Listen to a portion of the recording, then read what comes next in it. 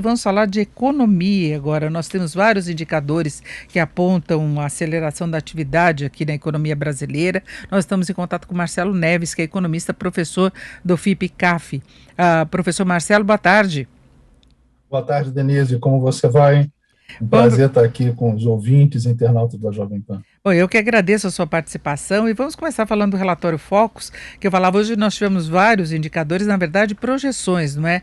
O mercado, toda semana a gente tem esse levantamento feito pelo Banco Central e a gente vê que já há 8 semanas o mercado vem elevando as projeções do PIB deste ano.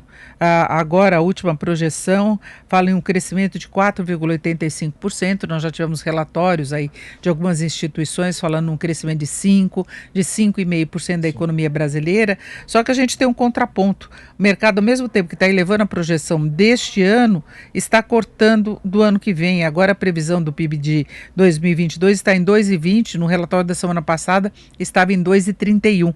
E aí, para reforçar essa avaliação, ainda tivemos o IBCBR, que é a prévia do PIB calculado pelo Banco Central, referente ao mês de abril, que mostrou um crescimento de 0,44%. É bom lembrar que lá atrás o mercado contava até com uma retração em abril, em função da segunda onda da pandemia, só que depois que o mercado ficou animado com os dados de março, passou a ficar mais otimista, e aí esse dado de abril de 0,44 veio bem abaixo da projeção atualizada, que estava em torno de 1,3%. Então eu queria saber como é que o senhor vê essa melhora do otimismo do mercado em geral em relação ao crescimento deste ano, mas não contando com um fôlego tão forte no ano que vem. Sim, Denise, é normal que o mercado ele tenha alguns exageros, tanto no aspecto positivo quanto negativo, né? Então, isso naturalmente ocorre. Com relação ao relatório Focus, eu gostaria de ressaltar que ele tem sido bastante consistente nessas 8 semanas de alta de PIB, né?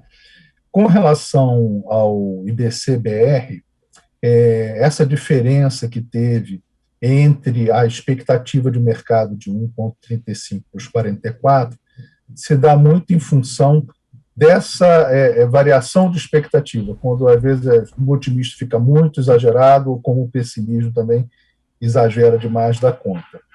É bom ressaltar que no relatório do IBCBR, o que frustrou mais foi com relação à produção industrial, que teve uma queda de 1,3%. Né?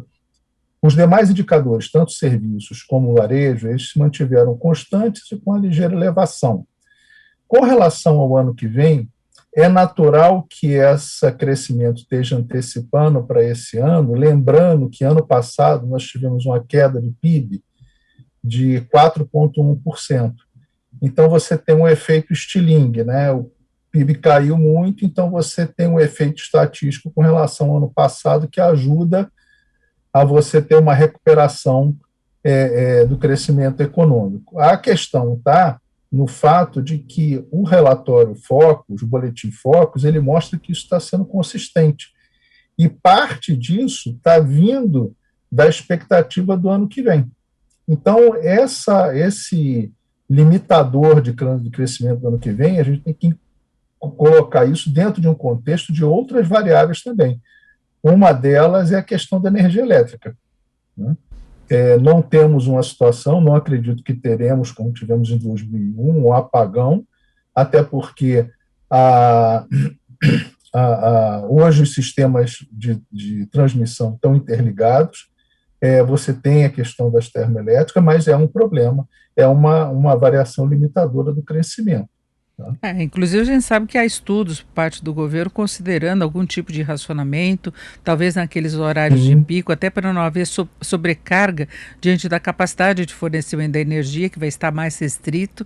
Então, se isso acontece, pode atrapalhar algumas linhas de produção. Sempre tem alguma implicação para a economia, fora o custo, né? com certeza, com certeza. Porque o custo acaba inibindo até o consumo, as empresas tentam também economizar, assim como as famílias, e isso acarreta uma contenção, talvez, em algumas áreas, né? Exatamente. Há uma correlação entre PIB e consumo de energia elétrica muito forte, e há vários estudos acadêmicos que demonstram isso. Então, essa necessidade do consumo de energia elétrica vis-à-vis o crescimento do PIB, ele é um fator limitador com absoluta certeza. E o Banco Central sabe disso, o governo sabe disso.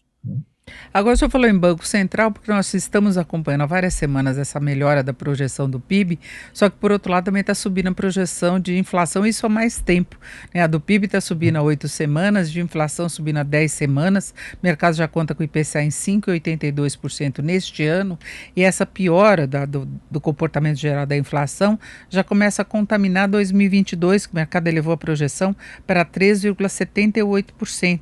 E a partir daí começou a trabalhar com a possibilidade aí de a Selic, que é a taxa básica de juros, fechar esse ano em 6,25%. O senhor acha que esse é o procedimento correto, que deve acontecer isso mesmo? O Banco Central tende a apertar mais a política monetária para conter mesmo a inflação? Sim, não tenha dúvida. Vale a pena a gente lembrar que o Banco Central ele manteve a taxa de juros muito baixa durante muito tempo, né?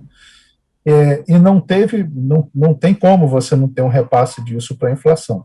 Só para dar um exemplo para você, o IGPM, ano passado, lembrando que o IGPM é uma cesta de índice, principalmente 60% dele é o índice de preço no atacado, ele teve uma variação muito acima do INPC.